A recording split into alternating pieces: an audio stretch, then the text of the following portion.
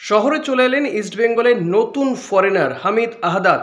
Moroccan এই striker 8:45 নাগাদ দমদম বিমানবন্দরে চলে আসেন, আর তাকে দেখতে ইস্টবেঙ্গল সমর্থকদের ভিড় ছিল চোখে পড়ার মতো। হামিদকে প্রথমে ইস্টবেঙ্গল যারা অফিসিয়ালসরা রয়েছেন তারা বরণ করে নেন, লাল হলুদ উত্তরীয় পরিয়ে, তারপর ফুলের তোড়া দেওয়া হয়, লাল হলুদ মালাও পরানো হয়।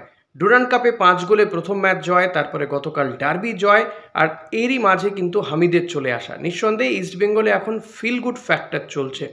এখন হামিদ আসায়, ইস্টবেঙ্গলের ষষ্ঠ বিদেশি হামিদ আহাদাত তিনি আসাতে ইস্টবেঙ্গলের নিঃসন্দেহে আক্রমণ ভাগের শক্তি তো অনেকটাই বাড়লো, সেটা বলার অপেক্ষা রাখে না।